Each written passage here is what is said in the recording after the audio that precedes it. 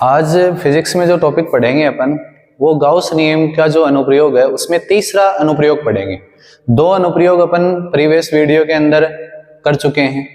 आज तीसरा अनुप्रयोग है समरूप आवेशित खोखले चालक गोले के कारण विद्युत क्षेत्र। ठीक है, electric field due to uniformly charge spherical shell के लिए अपन इलेक्ट्रिक फील्ड आज वैल्यू निकालेंगे कि किसी खोखले स्फेरिकल सेल अपने पास, उसको अगर चार्ज देंगे तो उसके बाहर, सेल के बाहर, उसके सरफेस पे, उसके अंदर तो कितना इलेक्ट्रिक फील्ड होता है, वो इलेक्ट्रिक फील्ड आज अपन निकालेंगे।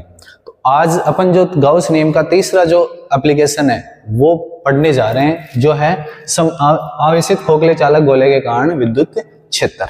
तो सबसे पहले अपन एक खोखला चालक गोला बनाते हैं। चालक गोला जो है वो अपने पास एक खोखला चालक गोला ही है।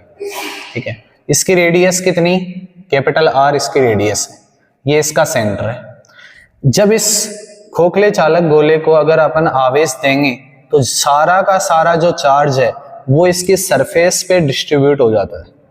सारा का सारा चार्ज कहाँ पे हो जाता है, इसके सरफेस पे डिस्ट्रीब्यूट हो जाता है, क्योंकि स्फेरिकल जो सेल है उसको जो जितना भी आप चार्ज दोगे वो सारा का सारा चार्ज कितना उसके सरफेस पे यूनिफॉर्मली डिस्ट्रीब्यूट हो जाता है। आर इसकी रेडियस है, ठीक है, और इसका जो सरफेस चार्ज डेंसिटी है वो कितनी है, सिग्मा। सिग्मा इसके सरफेस चार्ज डेंसिटी है। तो यहां पर अपन 3 पॉइंट मानेंगे, एक तो इसके बाहर, सरफेस के बाहर, और एक इसके सरफेस पे, और इसके अंदर कितना इलेक्ट्रिक फील्ड होता है वो इलेक्ट्रिक फील्ड निकालेंगे। सबसे पहले अपन जो कंडीशन ले रहे हैं वो है P out, outside, outside the sphere, outside, outside ले लेते हैं। आउटसाइड में तो क्या होगा, क्या कंडीशन बनेगी कि अपन यहां पर अगला डायग्राम बना के समझाता हूं मैं थोड़ा इसको। यहां पे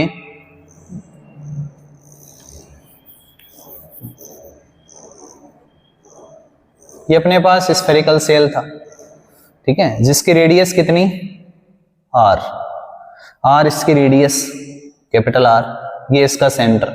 सारा का सारा चार्ज कहां पे डिस्ट्रीब्यूट हो जाता है, इसके सरफेस पे डिस्ट्रीब्यूट हो जाता है। तो अपन 3 कंडीशंस लेंगे इसकी, एक तो आउटसाइड, एक सरफेस पे, और एक इनसाइड। सबसे पहले आउटसाइड लेते हैं। तो इसके आर डिस्टेंस पे, पॉइंट पी पे आपको इलेक्ट्रिक फील्ड निकालना है, ठीक है, आर डिस्टेंस पे। तो आउटसाइड में क्या कंडीशन हो जाएगी कि small R is greater than capital R. Small R की वैल्यू कैपिटल आर से क्या रहेगी, ज्यादा। तो small R is greater than capital R. तो अपन देखो, जब भी अपन गॉस लॉ के एप्लीकेशन पढ़ते हैं तब अपने गॉसियन सरफेस एज्यूम करना पड़ता है। यहाँ पर जो गॉसियन सरफेस एज्यूम करेंगे वो कैसा होगा आपका, स्फेरिकल। तो स्फेरिकल एक गॉसियन सरफेस एज्यूम कर लेंगे यहाँ पे, ठीक है। ओ को सेंटर मानेंगे, आर रेडियस का एक स्फेरिकल सेल एज्यूम कर लेंगे। ये लो, ये आर रेडियस का एक स्फेरिकल सेल अपन ने क्या कर लिया, एज्यूम कर लिया। अब ये पॉइंट पी इस गाउसियन सरफेस पे है, ये पी पॉइंट। यहां पर आपको इलेक्ट्रिक फील्ड निकालना है, प्लस क्यू नॉट चार्ज रख देते हैं। अब यहां पे अपन एक एरिया वेक्टर लेना पड़ेगा, और यहां पे ये जो एरिया वेक्टर है इसके डायरेक्शन किधर होगी, इधर। एरिया वेक्टर की डायरेक्शन इधर होगी, इलेक्ट्रिक फील्ड की डायरेक्शन किधर होगी, इधर, आउटसाइड, दूर जाती हुई, क्योंकि प्लस चार्ज है। तो ई वेक्टर और डी ए वेक्टर के बीच एंगल कितना बना आपका, 0 डिग्री बना। तो जो फ्लक्स का फॉर्मूला अगर देखें तो वो क्या होता है आपका, E D A cos theta. यहां पे ई और डी ए के बीच कितना एंगल है अपना, कॉस 0। कॉस 0 की वैल्यू कितनी होती है, 1। तो फाई इक्वल टू हो जाएगा ई इंटू डी ए, ठीक है, या यहाँ पे डी फाई ले लो, डी फाई। टोटल फ्लक्स निकालेंगे तो टोटल फ्लक्स कितना आ जाएगा अपना, टोटल फ्लक्स कितना आएगा, इंटीग्रेशन करना पड़ेगा, ई तो बाहर हो जाएगा into D A. D A की वैल्यू कितनी, डी ए इसका एरिया, इस गॉसियन सरफेस का एरिया। गॉसियन सरफेस कैसा है अपना, स्फेरिकल है, तो स्फेयर का एरिया कितना होता है, 4 पाई आर स्क्वायर। तो 4 पाई आर स्क्वायर, आर इस स्फेरिकल जो गॉसियन सरफेस है इसकी रेडियस होगी। इक्वेशन 1। अब यूजिंग गॉस लॉ को यूज करेंगे, using Gauss law. Gauss law क्या है, फाई इक्वल टू होता है क्यू अपॉन एप्सिलॉन नॉट, क्योंकि क्यू चार्ज दिया गया है इसको। Phi equal to Q upon epsilon naught हो गया। अब surface charge density sigma equal to होता है क्यू अपॉन ए, तो यहां से क्यू इक्वल टू क्या लिख सकते हैं, सिग्मा ए और सिग्मा ए, और सिग्मा की वैल्यू कितनी है अपनी, ए की जो वैल्यू है वो हो जाएगी 4 pi R square, equation second. अब ये वैल्यू इक्वेशन इसको सेकंड कह देते हैं, इसको थर्ड कर देते हैं। अब फर्स्ट और इक्वेशन सेकंड को अपन इक्वल पुट कर दें, from equation first and second, first and equation second equal put कर देंगे तो ई हो जाएगा 4 pi R square equal to Q upon epsilon naught. 4 pi को इधर ले जाएंगे, आर को भी इधर ले जाएंगे, तो ये बन जाएगा Q upon 4 pi epsilon naught R square. अब since 1 upon 4 pi epsilon naught किसके इक्वल होता है, के, इलेक्ट्रोस्टैटिक कांस्टेंट के इक्वल, तो 1 अपॉन 4 पाई एप्सिलॉन नॉट की जगह के पुट कर देंगे तो ये बन जाएगा के क्यू अपॉन आर स्क्वायर। तो ये जो इलेक्ट्रिक फील्ड आया है वो स्फेरिकल सेल है, उसके बाहर पॉइंट पे आ गया, ई आउट इक्वल टू के क्यू अपॉन आर स्क्वायर। अब जो अपना सेकेंड पॉइंट ले रहे हैं सरफेस पे, एट सरफेस पे क्या होगा अपना, small R equal to capital R. Surface पे अगर अपन देखा जाए तो डायग्राम से अगर इसको समझें तो ये अपना स्फेरिकल सेल था, तो इसकी रेडियस कितनी ली थी अपन ने, कैपिटल आर, ये कैपिटल आर इसकी रेडियस थी। अब अपन सरफेस पर ही पॉइंट पी एज्यूम कर रहे हैं तो स्मॉल आर भी ये बनेगा और कैपिटल आर भी ये बनेगा। कहने का मतलब स्मॉल आर इक्वल टू क्या हो गया, कैपिटल आर हो गया। इसको इक्वेशन अपन 4 कह देते हैं। अब इक्वेशन फ्रॉम इक्वेशन 4 क्या करेंगे अपन, स्मॉल आर इक्वल टू क्या रख देंगे वहां पे, कैपिटल आर पुट कर देंगे यहाँ पे। तो सरफेस पे इलेक्ट्रिक फील्ड कितना आ जाएगा, सरफेस पे आ जाएगा के Q upon capital R square, equation 5। अब अगर अपन अंदर की बात करें, थर्ड है इनसाइड क्या होगा, small R is less than capital R. कहने का मतलब अपने पास ये जो स्फीयर है